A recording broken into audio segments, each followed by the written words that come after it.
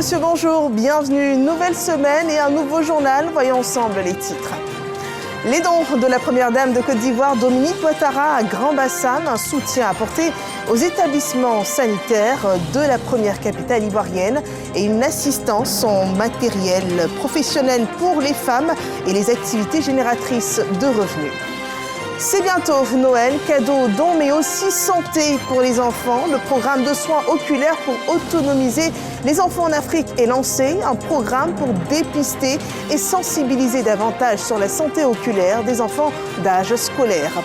Et il y a eu aujourd'hui une journée de deuil national en France, une semaine après le passage du cyclone Chido. Les drapeaux français sont en berne ce lundi et une minute de silence a été observée à 11h en hommage aux victimes du cyclone Chido à Mayotte. Bienvenue à tous, c'est Noël dans 2 jours. Dons et cadeaux sont à l'honneur et à Grand-Bassam, le Père Noël était plutôt en avance cette année. La première capitale ivoirienne a reçu 2 ambulances, du matériel de coiffure, de couture et des broyeuses. C'est un don, mais surtout un soutien matériel de la première dame de Côte d'Ivoire, Dominique Ouattara, pour le secteur de la santé et pour les femmes de Grand-Bassam. Davy Soyo. Un tricycle, des broyeuses, des glacières, des chaises et du matériel de coiffure. Ce sont les dons de la première dame, Dominique Ouattara, aux femmes de la ville historique et touristique de Grand-Bassam. Un geste destiné à soutenir les activités génératrices de revenus de ces Bassamoises. C'est vraiment bienvenu parce que les glacières vont servir peut-être à vendre de l'eau. Les salons de coiffure seront équipés. Ça va donner de l'emploi à la jeunesse et aux femmes aussi. L'initiative s'étend également au secteur médical du département de Grand-Bassam. 2 ambulances de réanimation sont offertes pour renforcer l'accès à des soins de qualité dans la commune et ses environs. Ces ambulances ne représentent pas seulement un nouveau véhicule pour nos services. Elles incarnent la promesse d'un meilleur accès aux soins, la rapidité de l'intervention en cas d'urgence et surtout elles symbolisent notre engagement collectif envers la santé de nos citoyens. Pour la municipalité de Grand-Bassam, cette attention de la première dame traduit la volonté du couple présidentiel d'améliorer le bien-être des populations. Vous avez noté la joie des populations qui l'ont exprimé à travers des pas de danse, à travers des mots de remerciement. Et à mon tour, je joins ma voix à celle des populations et des autorités pour remercier Monsieur le Président de la République et la Première Dame pour toutes les actions posées au bénéfice de nos populations. Selon le conseil municipal, ces dons marquent les débuts des festivités de fin d'année dans la ville. D'autres actions sont prévues, notamment le renforcement de la sécurité et des soutiens en faveur des couches vulnérables. Et un air de Noël plane sur ce journal. Un Noël solidaire à Bobo, c'est l'initiative de la fondation Gesser l'EDA, un geste à l'endroit de 6 orphelinats de la capitale économique et 1000 familles vulnérables. Des actions qui se chiffrent à plus de 125 millions de francs CFA. De la nourriture, des vêtements et des produits d'hygiène ont été apportés aux personnes dans le besoin. Revenons aux émotions qu'apporte la magie de Noël avec un arbre de Noël, la célébration de Noël en communauté avec tous les personnages de Noël, dont le principal est le Père Noël. On ne dira jamais assez. Cadeaux et jeux ont fait la joie des enfants, des militaires de Côte d'Ivoire, Julien Gogo et Zakaria Traoré. Ils étaient plus de 300 enfants issus de familles des militaires et personnels civils du ministère d'État, ministère de la Défense, à recevoir des cadeaux. La cour du ministère de la Défense transformée pour la circonstance en parc d'attractions. Le général de brigade Issa Sako est venu les bras chargés pour donner du sourire à ses enfants. Bonjour Papa Noël, bonne fête Pépé Général. Moment de partage et initiative du ministre d'État, ministre de la Défense, cet arbre de Noël en faveur des enfants a une portée symbolique. Cet arbre de Noël est organisé, des cadeaux sont offerts, des stands de jeux sont mis à disposition des enfants. C'est vraiment une priorité pour Monsieur le ministre, pour vraiment le bien-être des enfants, de son personnel. Selon la hiérarchie militaire, cette fête permet non seulement de maintenir la confiance entre la tutelle et les militaires, mais aussi de renforcer les liens de fraternité entre les différentes familles de la défense. Et au-delà des jouets, l'esprit de Noël, c'est aussi le plaisir et le bien-être partagé. Et dans cette dimension, un atelier est ouvert sur l'éradication de la malnutrition au cours de la petite enfance, suivant ce compte-rendu de Frédéric Gorebi et Davis Oyo.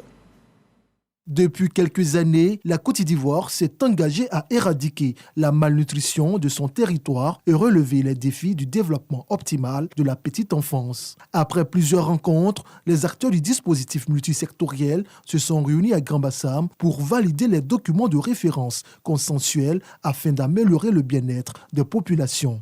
Avoir tous les secteurs mobilisés pour la nutrition était indispensable. Pour réussir cette convergence-là, il faut parler le même langage.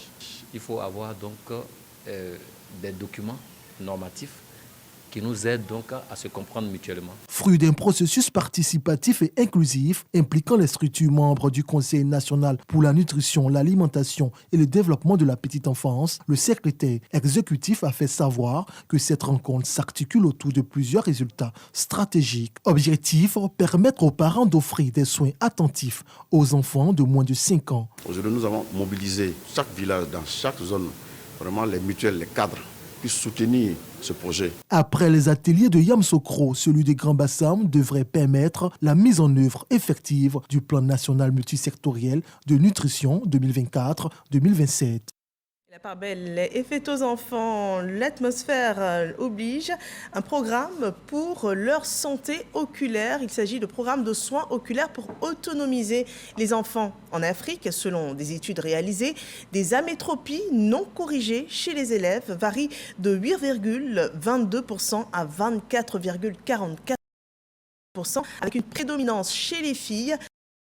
Ce programme permettra donc de corriger les troubles de la vision de l'œil chez les enfants en âge d'aller à l'école. Le point de Jean-Marc Djedji. Le ministère de la Santé, de l'Hygiène publique et de la couverture maladie universelle lance le programme régional de soins oculaires pour l'autonomisation des enfants scolarisés. La prévalence des fortes amétropies en Afrique subsaharienne serait de 4% et ces pathologies toucheraient donc 298 371 élèves en Côte d'Ivoire qui devront être pris en charge pendant leur cursus primaire et secondaire. Cette action de prévention vient donc à point nommé pour contribuer à la réduction du décrochage scolaire lié aux erreurs de réfraction non corrigées. Le ministre de la Santé plaide pour un programme complet de santé oculaire en milieu scolaire à mettre en œuvre en collaboration avec le ministère en charge de l'Éducation nationale. Ce programme devra faire l'objet d'un suivi et d'une évaluation afin de nous assurer qu'il entraîne des changements significatifs et bénéfiques pour les enfants. Ce projet est initié en collaboration avec la Banque islamique de développement BID et le Fonds de solidarité islamique pour le développement. Le programme régional de soins oculaires permettra également de dépister les pathologies de l'œil chez 10 millions d'enfants dans les écoles primaires et secondaires dans 13 pays bénéficiaires et de leur fournir des lunettes et des soins médicaux appropriés si nécessaire. Et voilà qui devrait aider considérablement à améliorer le rendement scolaire des enfants. La jeunesse, c'est l'avenir et le conseil régional de Gbeke mise sur ces jeunes pour développer ses projets. Le bénéfice pour les jeunes de cette région du centre, c'est une insertion dans le tissu socio-économique. Un échange dont parle Gervais Kwasi et Soro Corona. Les jeunes de Gbeke entendent prendre la place qui est la leur pour impulser le développement dans la région. Ils s'inscrivent dans les différents projets du conseil régional visant leur bien-être socio-professionnel. Les jeunes l'ont signifié lors de la rencontre de Dibri Asrikuru dans le département de Sakassou qui s'est tenue d'abord au foyer des jeunes du 10 villages, puis dans un espace gastronomique. Les jeunes vont nous faire ressortir leurs petits projets et on verra avec le grand conseil comment faire pour pouvoir les accompagner. On appelle tous les jeunes que ces projets sont là pour eux, qu'ils viennent s'accaparer. Le président du conseil régional de Gbeke, le ministre Jacques Kouna Assaouré, tout heureux de voir sa jeunesse être en phase avec l'élan du gouvernement de faire de la jeunesse une priorité sur tous les différents secteurs d'activité auxquels il est important de se tourner. L'avenir appartient à la jeunesse. Aucune politique ici ne peut se faire sans la jeunesse. Il y a des initiatives agricoles que nous allons développer. Nous allons faire des retenues d'eau pour permettre aux jeunes de développer l'agriculture. Nous avons des lacs, nous avons des fleuves qui traversent la région. La pêche est une activité génératrice de revenus.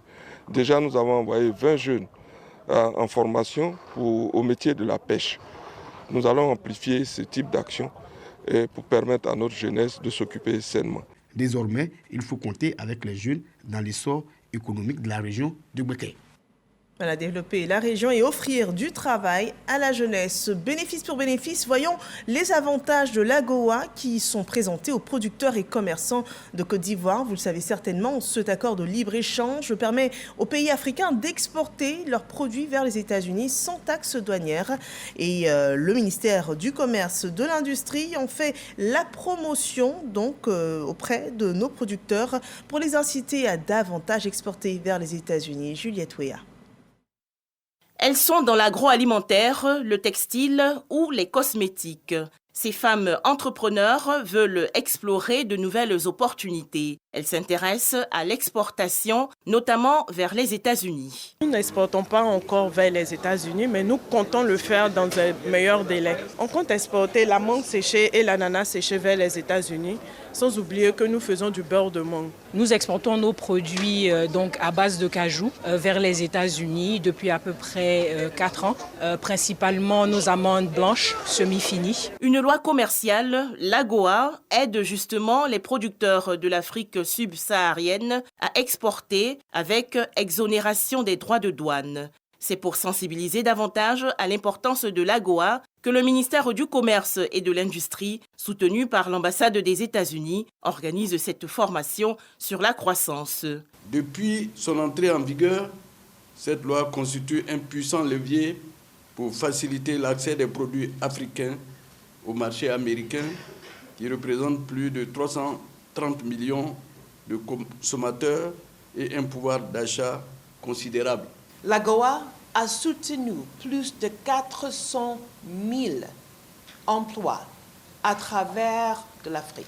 Ces emplois se trouvent dans l'agriculture, l'industrie manufacturière et les services. La Côte d'Ivoire et les États-Unis entretiennent de bonnes relations économiques et commerciales en raison de multiples accords signés entre nos deux pays. En 2023, le volume des échanges entre la Côte d'Ivoire et les États-Unis est estimé à plus de 930 milliards de francs CFA, dont 477 milliards d'exportations ivoiriennes. Intéressons-nous à présent à Zeynab Bansé et son record Guinness. La chef ivoirienne termine son défi culinaire après 131 heures et 30 minutes de cuisine. Un marathon culinaire commencé depuis le 17 décembre et achevé à 6h30 ce lundi 23 décembre. Une performance individuelle certes, mais surtout un élan de solidarité. La chef bat le record Guinness du plus long marathon de cuisine en adressant des mots de remerciement aux Ivoiriens. Un défi remporté pour la Côte d'Ivoire. Khalil Diomandé nous raconte. Des files d'attente interminables ce dimanche après-midi dans la ruelle menant à l'Agora de Koumassi. De nombreux Ivoiriens venus de toutes parts pour donner de la force à l'une des leurs. Zeynab Bansé, la chef cuisinière qui tente depuis le mardi 17 décembre de battre le record Guinness du plus long marathon de cuisine. Je viens de la commune d'Abobo, je suis là depuis 9 heures. On est venu apporter notre soutien à notre tante, nos soeurs. Vraiment, ça fait chaud au cœur. Quelqu'un qui peut tenir 5 jours sans dormir en préparant seulement, non. Bon, pour rentrer n'est pas facile, vu que nous sommes là depuis 10 heures. Mais nous ne sommes pas découragés parce que nous sommes là pour notre sœur Zeynab Bansé. À l'extérieur comme à l'intérieur de l'Agora, la mobilisation est de taille. Visiblement, ce défi n'est pas que celui de Zeynab, mais de tous les Ivoiriens. Aristide est présent depuis le début de l'aventure. Bientôt 5 jours qu'il n'a pas fermé les yeux. Je fais ça parce que je suis Ivoirien. Ivoirien d'abord. En tant qu'Ivoirien, si elle m'a soeur Ivoirien qu'elle a compétit à quelque chose, je dois être là pour la soutenir. Ivoirien un jour, Ivoirien toujours. Ce dimanche à 19h, la passionnée de gastronomie atteindra les 120 heures de cuisine qu'elle s'est fixé comme objectif initial pour battre le record précédent, estimé à 119h57 minutes. Au fur et à mesure que le temps s'égrène, les personnalités publiques se succèdent pour témoigner leur soutien à Zeynab. Sa génitrice est aussi là pour voir sa fille hisser le drapeau national. Quand Ivoirien dit elle, il peut, Ivoirien peut. Voilà. On a rapporté tout. Tout ce que vous pensez comme trophée, on a tout rapporté. Comme pour Zenab là, moi j'étais sereine, je sais qu'elle va avoir. Elle va gagner. Leur tant attendu approche à grands pas et le public s'impatiente. C'est pas un, c'est pas deux, on est beaucoup. On est tous autour de vous, on est debout. C'est pas 10, c'est pas 20, on est beaucoup. On est là pour vous, oh yeah. Dans la foulée, le capitaine des éléphants footballeurs, Franck Kessié, et des membres du gouvernement marquent leur arrivée pour être des témoins privilégiés. À 18h59, le public exécute l'hymne national et quand l'horloge affiche 19h, c'est l'extase.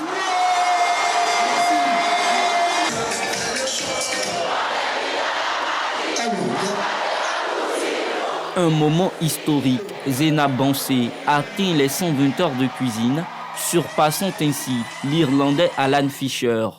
Les Ivoiriens sont tous fiers. On dit félicitations à Chef Zenab parce qu'elle a battu le record. Quand nous sommes unis, nous sommes très forts. Je me réjouis aujourd'hui qu'elle ait pu relever ce challenge-là, mais surtout que toute la nation ivoirienne a été à ses côtés. Je peux dire haut et fort que depuis la CAN, oui, nous avons maintenant un Ivoirien nouveau qui comprend les enjeux lorsque la nation est engagée. Cette jeune artiste peintre a tenu à réaliser sur place un portrait pour la championne Zenab. Sur les réseaux sociaux, les hommages se multiplient également. La première dame de Côte d'Ivoire, Dominique Ouattara, n'est pas restée en marge. La chef cuisinière se sent honorée. Franchement, c'est un amour inattendu. C'est inattendu, c'est pas ce que j'avais imaginé. Mais ça fait chaud au cœur, ça fait du bien. À coup d'énergie, Zenab le Cordon Bleu décide ce lundi aux environs de 6h de mettre un terme à son challenge avec plus de 130 heures à son compteur. Reste à présent le verdict final du Guinness Record. Voilà, Zenab Bansé qui achève donc ce défi culinaire après 131 heures et 30 minutes de cuisine. Une ferveur nationale, aussi un symbole de la Côte d'Ivoire solidaire. Et une pensée pour les populations d'Edjambo dans le département de Tiapoum. Ce village est pris au piège de l'érosion et de l'ensablement. Les populations en subissent autant les effets. Une situation que rapporte Eugène Atoubé. À une trentaine de kilomètres d'Aboisseau, dans la région du Sud Komoué, un village nommé Edjambo. Ici, la nature a fait don à cette localité d'un superbe plan d'eau, la lagune Ewi. Hier, fierté de tout un village et aujourd'hui en proie à un ensablement. La conséquence d'une érosion hydrique. Les populations regardent leur lagune rétrécir au fil des années, impuissantes. Aujourd'hui, constater que nous avons véritablement avancé dans la lagune. J'étais jusque là. On rentrait, on venait pêcher dans ce secteur-là. Vous voyez qu'aujourd'hui, il n'y a plus rien. Il n'y a plus rien. Bien loin le temps des bonnes prises sur la lagune Ewi. Les pêcheurs ne tirent plus profit de leur activité. Quand les filles et fils des Yambo se consolent des rapports qu'ils peuvent toujours entretenir avec leur patrimoine, quoique vidé de sa beauté. Le superbe plan d'eau qu'était la lagune Ewi est devenu, à son corps défendant, l'exutoire des eaux de ruissellement et des canaux de drainage, construits à la faveur du bitumage de la route menant à Tiapoum, son chef-lieu de département. Tous les tuyaux là sont bouchés. Même quand vous voyez devant la mosquée, là, il y a un creux qui était là, mais le sable a tout fermé. Donc une fois il pleut là, c'est la catastrophe. En plus de ce phénomène, vous constatez aussi la présence des roseaux qui, vraiment, il faut le dire, constitue un vrai danger pour la population de Djambo. La nature, à la fois généreuse et imprévisible, illustrée respectivement par la lagune et le phénomène d'érosion, les deux faces d'une même réalité à Djambo. Avec l'ensablement de sa lagune sous l'effet des forces érosives naturelles de l'eau, entraînant les matières organiques, il s'y est formé des roseaux et divers végétaux aquatiques. Aujourd'hui, ils sont devenus de véritables envahisseurs. Depuis 6 ans, le phénomène est accéléré. Aujourd'hui, ces végétaux ont pris de l'ampleur.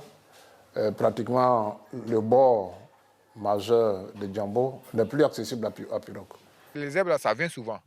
Ça vient et puis ça disparaît. Mais cette fois-ci, là, pour cette fois-ci, ça vient même là. Ça ne peut pas disparaître encore. L'érosion, objet d'alarme des populations de Djambo, c'est que ce village, par son relief, y est naturellement soumis. Son sol, caractérisé par une partie à sable très fait et une autre argileuse, favorise ce phénomène. Toute cette eau qui quitte depuis là-haut jusqu'en bas ici, ça déborde, ça traverse le goudron, ça rentre à l'église, ça rentre chez moi, ça rentre dans les cours en face. Tout le monde veille jusqu'au petit matin en train de vider de l'eau. Et souvent même ça vient avec de la boue. Toutes les eaux viennent s'accumuler ici et puis ça forme une vague très rapide. Le débit est très fort au niveau d'ici, allant vers la lagune. Ils ont mis les dispositifs en place parce que ce que vous voyez là, c'est pas dans le plan de lotissement, c'est pas une route. Mais ils étaient obligés de laisser un écart, chacun a laissé de part et d'autre, et puis ils ont fitonné le bas pour qu'il n'y ait pas de débordement d'eau. Les populations dénoncent l'insuffisance d'ouvrages de drainage pour diriger l'écoulement des eaux de ruissellement. Un seul caniveau existe, construit à la faveur des travaux de bitumage de l'axe Aboissou-Tiapoum via Djambo. Cet ouvrage, le voici, perdu au milieu de détritus et souffrant de son manque d'entretien. Conséquence, de gros risques d'inondation et le ravinement de plusieurs voies de circulation dans le village. Des tuyaux enfouis dans le sol 3 ans plus tôt et que l'on retrouve apparents à 2 mètres du niveau du sol aujourd'hui. Ici, des escaliers construits. Là, des marches ajoutées en complément de ces escaliers pour atteindre une habitation à cause du profond entaillement du sol.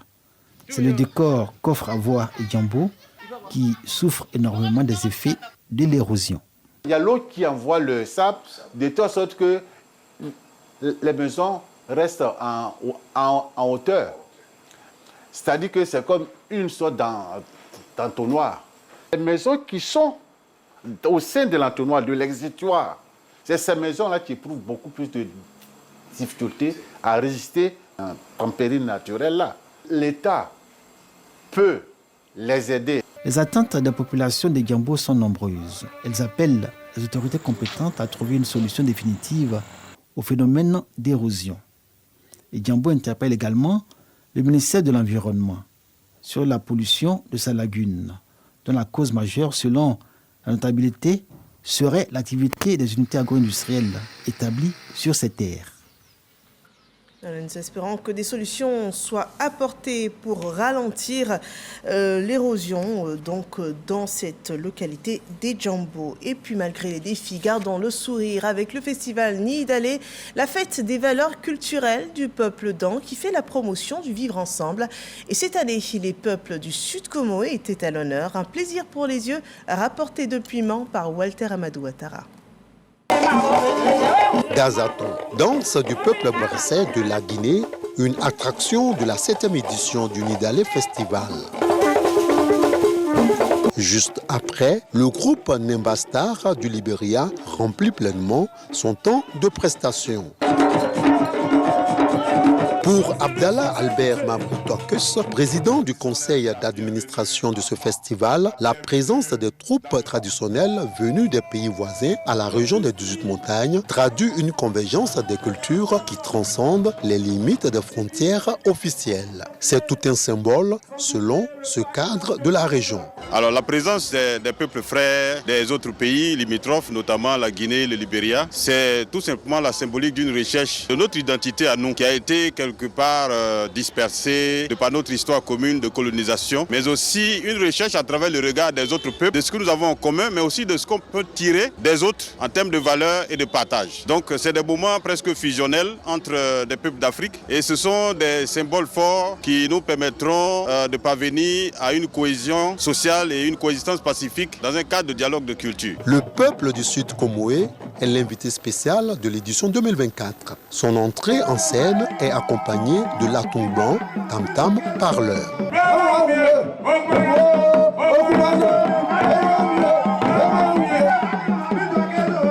Une fierté pour Eugène Akaolé, chef de délégation, président de la région du Sud Comoé, par ailleurs président du CESEC. Ce qu'il faut tirer comme leçon, c'est qu'à travers ce festival, nous bâtissons la Côte d'Ivoire dans l'harmonie, dans la cohésion, dans le respect des différences. Vous voyez comment une région comme le Sud Comoué est venue avec 8 rois qui représentent des royaumes différents. Mais nous sommes fondus au nom de la culture, dans la même entité, pour répondre à l'invitation du ministre conseiller à la présidente Mabry Touakus. C'est ça la fraternité et c'est comme ça que la Côte d'Ivoire ira le plus loin possible sous la gouvernance du président Alassane Ouattara. On retient ainsi pour cette journée l'expression du rendez-vous de la fraternité à travers la culture. Le ministre-gouverneur du district autonome des montagnes, Albert Flendé, la ministre de la Solidarité Miss Belmondo Dogo, le ministre de l'Intérieur et de la Sécurité Vagono Diomandé, ainsi que le ministre d'État, ministre de l'Agriculture, Kobena Kwasi Adjoumani, n'ont pas voulu se faire raconter l'événement culturel. Voilà un beau mélange culturel. Et en cette avant-veille de Noël, faisons un petit tour en Italie au sanctuaire Sainte-Philomène de Mugnano del Cardinal. C'est dans la ville de Naples avec Marie-Chantal Acandan et Célestin Frodo. 175 pèlerins catholiques ivoiriens ont entrepris une démarche de foi intitulée « Sur les traces des saints » en Italie. Ce pèlerinage est initié par la Direction générale des cultes, entièrement prise en charge.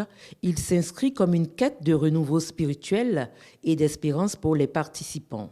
Un grand pas de ma foi chrétienne catholique, de savoir que je viens encore sur les pas de notre Seigneur, sur les pas de Sainte Philomène que nous prions toujours. Et je bénis le nom de Dieu pour cette grâce-là. Je dis merci au gouvernement de notre pays, que Dieu nous donne la force de pouvoir continuer ce pèlerinage, ce cycle puisse se répercuter sur la vie de notre nation. La première étape de ce cheminement spirituel a conduit les pèlerins au sanctuaire de Sainte-Philomène à Mugnano del Cardinal en Italie, où reposent les reliques de cette jeune martyre. Dans cette atmosphère empreinte de sainteté, les pèlerins guidés par des prêtres ont élevé leurs prières pour la paix, l'unité et les bénédictions divines sur la Côte d'Ivoire. Je prie que tout au long de ce pèlerinage que nous sommes venus faire ici en Italie, nous puissions recevoir les grâces pour notre pays, pour chacune de nos familles, pour nos personnes, et que nous puissions repartir dans notre pays, dans la paix, dans la joie, avec beaucoup de grâce et de bénédictions. Je suis très heureux d'être ici, ma première fois de participer à ce pèlerinage. Je dis merci à nos autorités. Ce sanctuaire, véritable havre de grâce, a été pour eux un lieu d'intercession et de réconfort spirituel. Quand on parle des saints, ce sont ces personnes-là qui ont trouvé grâce aux yeux de Dieu et dans leur vie spirituelle, ces personnes ont su mettre un point d'honneur à la dévotion de la Vierge Marie. Elle a joué un rôle très important parce que quand Dieu décide d'entrer dans notre humanité, la personne qui collabore en plein temps à ce dessein de Dieu, c'est la Vierge Marie. Et donc, en suivant les saints, nous apprenons à leur école comment faire comme Marie, dans la docilité, dans l'humilité. Le pèlerinage de la nativité, c'est vraiment une initiative qui est très belle. Et nous accomplissons cette initiative-là avec les saints qui sont des modèles de dévotion, surtout à la Vierge Marie. Bien plus qu'un simple voyage vers des lieux saints, ce pèlerinage représente une invitation à un cheminement intérieur profond. Le parcours sur les pas des saints se poursuit cette semaine avec la visite d'autres sites sacrés. Et tout juste à côté de l'Italie, en France, une journée de deuil national est observée après le passage du cyclone Chido à Mayotte. Les drapeaux sont en berne et une minute de silence a été observée à la mi-journée ce lundi, notamment dans les services publics, que ce soit au Palais de l'Élysée ou à Matignon. L'heure est toujours à l'urgence sur place à Mayotte. Les efforts se poursuivent pour rétablir les services essentiels et reconstruire cet archipel et pour préparer la reconstruction de Mayotte. Une loi d'urgence pour faciliter donc cette reconstruction devrait être proposée prochainement au Parlement français. Notons qu'au moins 35 personnes sont décédées et environ 2500 personnes ont été blessées, selon un bilan encore très provisoire, tandis que bon nombre de survivants peinent toujours à accéder à de l'eau potable, à la nourriture, mais aussi aux soins. C'est sur ces mots que nous achevons ce journal que nous avons pris beaucoup de plaisir à vous présenter. Merci de nous avoir suivis et rendez-vous demain, même heure sur RTI1.